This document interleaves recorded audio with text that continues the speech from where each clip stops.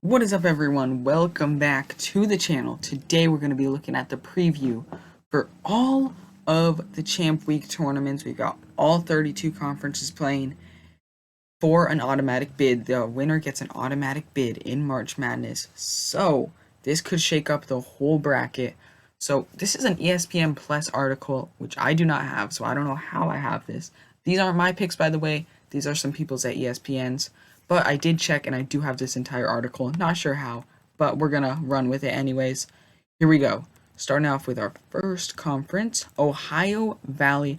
It looks like a complete sweep here. It says Morehead State. Every single one, including Joe Lunardi, said Morehead State.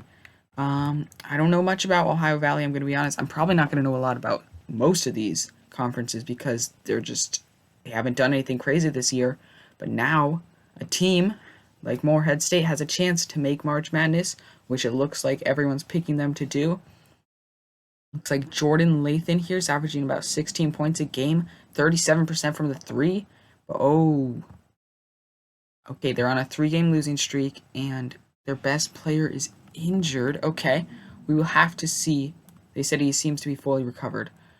All right, that is Ohio Valley. Very interesting. I'm going to learn a lot about these conferences through this. Looks like we have not a clean sweep for a team. Big South now starts on March 10th.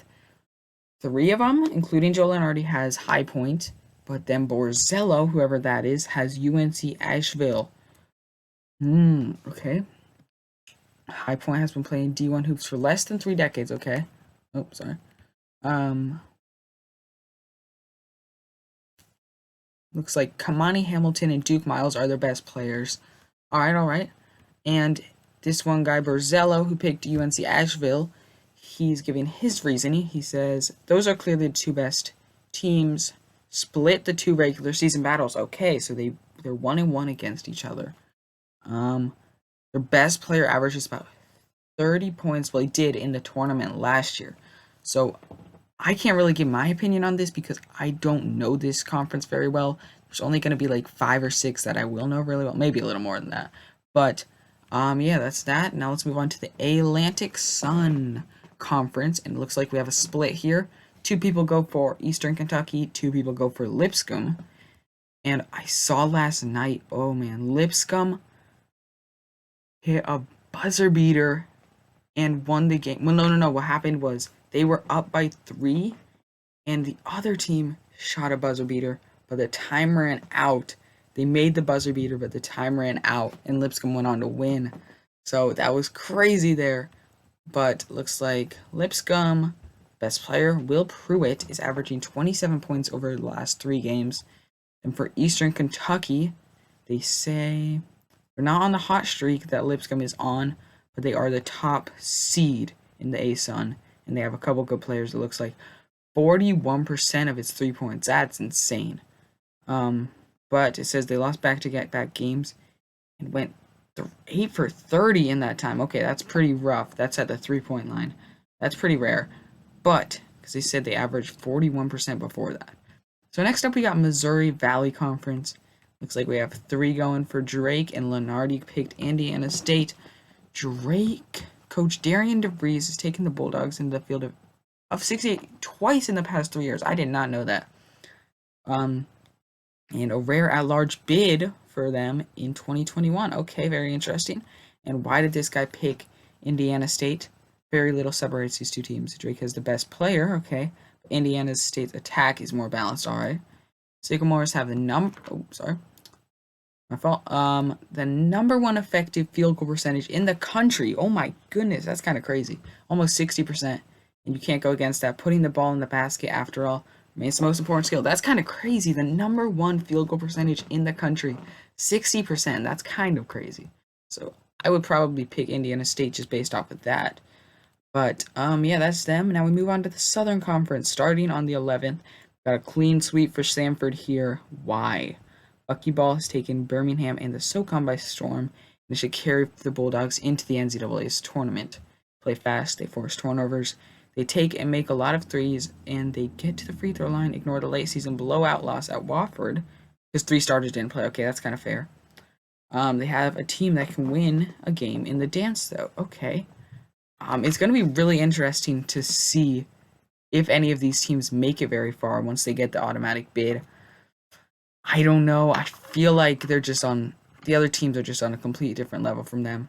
Maybe one of them will get a win, but I don't think anyone's going to make it any further than that. If someone does go on a run, like someone gets a 16 seed, somehow takes down the 1 seed and then moves on and gets to like the Sweet 16, that would be insane, but the odds of that are just very slim. All right, Sun Belt Conference, we got James Madison sweeping it. I do know about James Madison a little bit. I did actually last year, going into the conference tournaments, I did a complete review and predictions on the Sun Belt Conference, and I also did on the Horizon League, who we have next.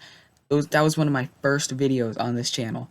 That's kind of crazy, but I know about James Madison. They are very good. They've been in the top 25 quite a bit this year, so we don't need to go over this too much. I'm sure you guys know James Madison has been lighting up all year long. Next up we got the Horizon League. We got two different teams here going 2-2. Lenardi and Borzello pick Youngstown State, and Gasaway and Metcalf pick Wright State. All right, why will Youngstown State win? Oh my. As wide open as a conference tournament as you'll find. Okay. 8 teams won at least 10 games in league play. Wow, okay. But nobody won more than 15. Wow, so it is close. It is really tight in this, I guess. Really defend inside the arc, and they can score in different ways. They came up short after winning the regular season title last year. They'll get over the hump this time around, okay? And why is it going to be Wright State? The league is so difficult to track, and no one picked Oakland, okay, the regular season champion, and the Horizon Tournament's top seed. They're the top seed and the regular season champion, but no one picked them? It's a little strange. But this guy picked Wright State, and he said they've amassed, 120 or more points per 100 possessions in league play. Top 35 in adjusted offensive efficiency on KenPom. I don't really trust KenPom, but okay. That overwhelming offense will be difficult to stop. Yeah, top 35. That's kind of crazy. 120 per 100 possessions. You just need to think about that real quick. That means they score 1.5 points every single possession they get. That's kind of crazy.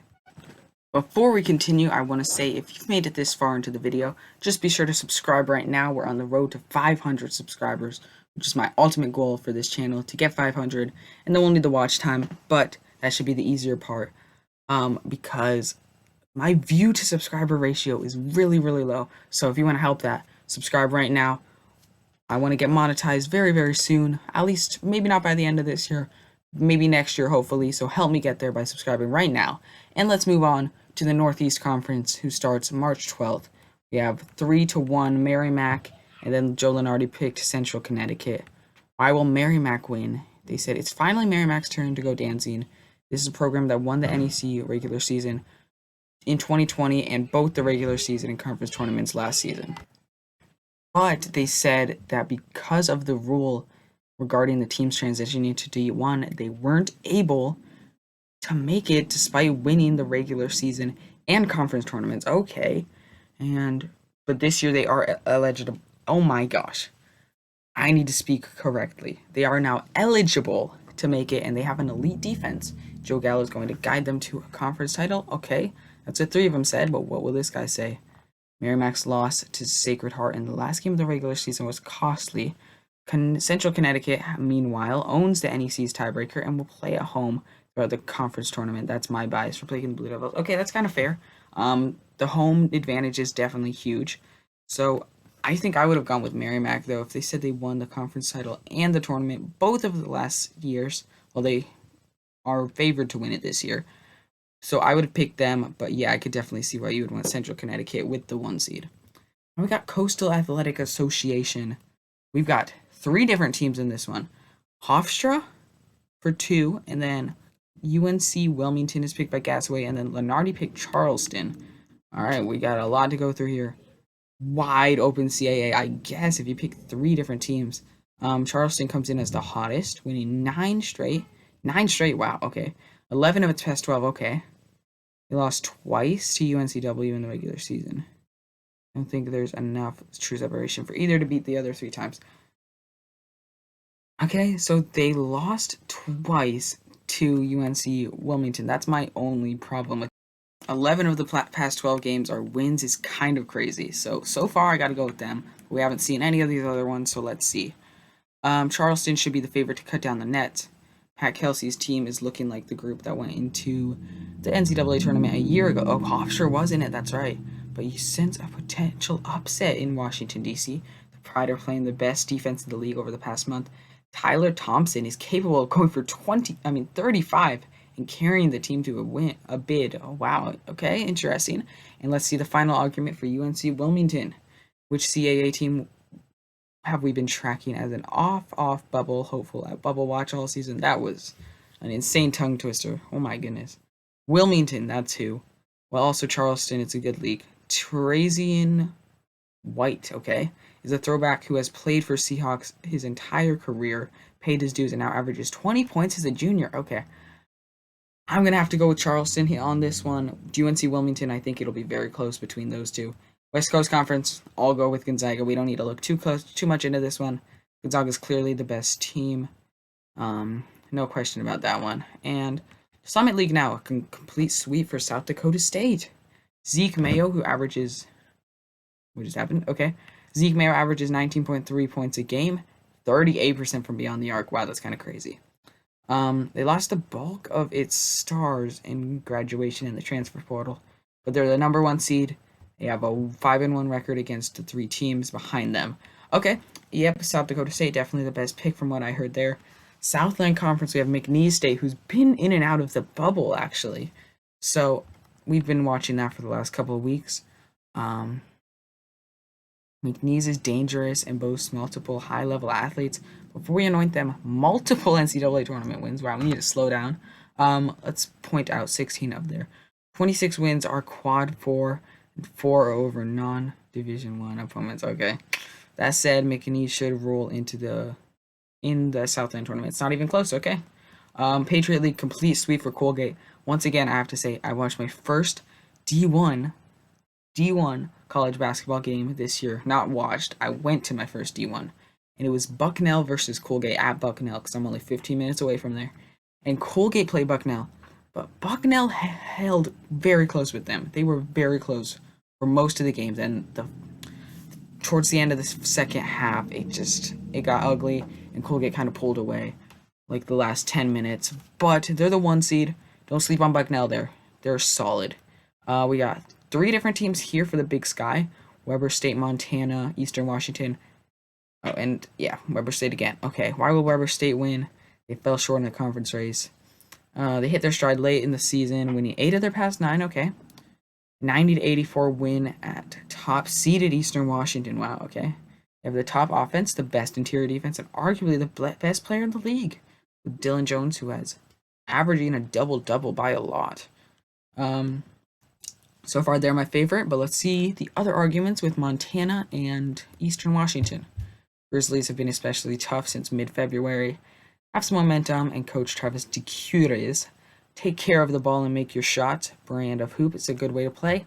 KenPom needs to have both Deshaun Thomas and Ainan Moody as all Big Sky. Interesting. This is an outrage, Ken. Okay. And Eastern Washington is the 1 seed here, so they're probably the favorite. Top 10 nationally in field goal percentage. Ranking 6th, 57%. We saw the number 1 up there a little bit ago. Defense is sometimes a rumor. Okay. He said, but the Big Sky doesn't have very good defense overall, but Eastern Washington especially. Okay. Clean sweep. Okay. Not sure what just happened. We'll get back down here, though. What is wrong with ESPN nowadays? It just is not running the same way. All right, here we are. Clean sweep for Vermont here. We don't need to look too much into this. Vermont, very good. Even if they don't win this, they might make NCAA. They've been in and out quite a bit. Mid-Eastern Athletic. We got 3 different teams here, okay? 2 for Norfolk State, 1 for Howard, and 1 for NC Central. The Meek tournament figures to be a rock fight. No one in the league gets to the foul line as often as the Spartans, okay? They also force the most turnovers, and those factors will win close games, all right? Howard. Bryce Bryce Harris has been dropping made threes all over the place. Then there's the fact that Howard is due. The Bison are in pursuit of the first NCAA tournament win. They made it to the dance last year, and this is their year, okay? NC Central, what do we have to say about them? Won 3 of the past 6 Meek tournaments, and they'll enter this game with the league's top offense, along with a defense that has surrendered sub 30% clip from the 3-point line. Okay, that's okay. Plus, Fred Cleveland Jr., 29 total assists to 5 turnovers. That's pretty good. A tough league race will likely end, however, with an unpredictable conference tournament. All right, now we get to our first big conference. This is the Big 12, one of the best conferences for sure. Houston, the number 1 team in the country. Iowa State's like the number 8 team in the country, or somewhere in that area. We have 3 for Houston, 1 for Iowa State. So this is one that I genuinely care a lot about. New league, same story for Houston. And we expected them to have the same levels of success they enjoyed in the AAC. That's right, they did move conferences. They're poised for another league title, maybe national title. You never know. They are definitely going to be a 1 seed unless something really bad happens the next couple of games. They've got 3 shot makers on the perimeter. Now, I want to see Iowa State's argument because I've watched a couple of Iowa State games this year. And, yes, I was going to say they beat Iowa State, which is what it says here. They beat Houston. So, this could be really interesting. Depending on how everything is, if there's going to be a championship, it's going to be these 2 for sure, Iowa State and Houston. They're by far the best 2 teams in it. They're both top 10 in the country. The Big 12 tournament suits them, and anyways, Houston's eyes will rightfully be focused on the tournament after that. Yeah, I might have to pick Iowa State. Oh, I don't know, though. I feel like Houston might have this one in the bag. I don't know. It'll be very close, very interesting to watch. Mountain West, we have 3 for San Diego State, Boise State. I've got to go with San Diego State in this one. 39% from the 3-point line. I don't hate Boise State. They're a solid team. But I think San Diego State is the better team. Big East, no question here. We don't have to take too long on this one. It's definitely going to be UConn. No question about it. Is Marquette in that conference, though? I'm not sure. It doesn't really say. We'll just say they are. I'm not sure if they are or not, though. Mid-American Conference, Akron sweep. Okay. They won the MAC in 2020 and the conference tournament title in 2022, and now they're going for the full sweep. So apparently they already secured the regular season title. All right, very interesting, very interesting. They said it could be still a wide open tournament. Interesting. Now the MAAC, we got 3 different teams here: Rider, St. Peter's, and Fairfield. I like Fairfield in this one, not just because they have the most picks. I've watched actually a little bit of Fairfield this year. They are pretty good. They know what they're doing.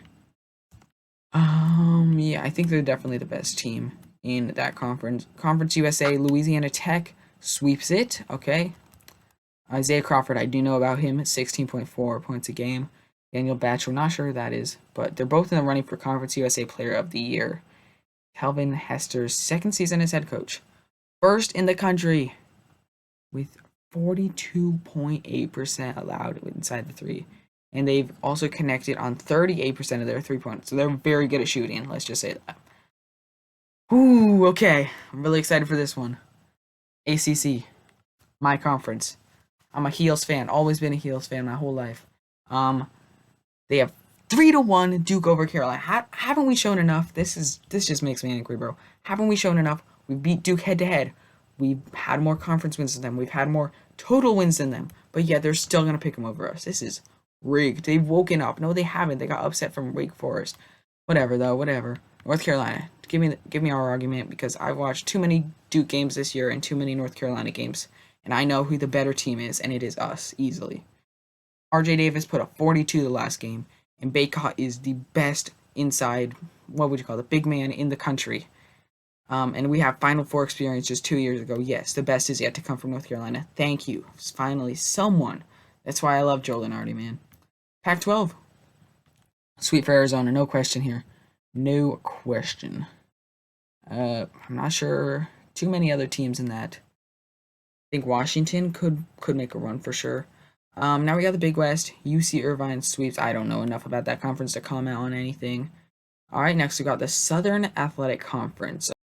They actually don't start their tournament for 10 days, which is kind of strange because I feel like, isn't this week conference tournament week, or is it technically next week? I'm not sure.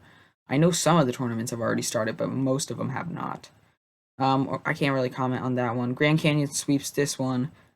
Okay, I know a little bit about the Ivy League, not too much though. 3 on Princeton, 1 on Cornell. I did look at Princeton a little bit because I heard they are like 29-3 or something. They're very, very good, but they do have a very easy schedule, so that would make sense, kind of. Late surge Saturday night to beat Cornell. Okay, so they have the tiebreaker over Cornell as well because they beat them. So yeah, definitely gonna be Princeton in that one. Ooh, SEC. Okay, another Power 5 conference here. 3 for Tennessee, 1 for Kentucky. Joe Lunardi, always picking the underdog. That's why I like him. Yeah, okay. Oh, but I was gonna say this conference is so good. They also have Auburn and Alabama, 2 other top 15 schools in here who weren't even picked for the conference tournament. So very interesting there.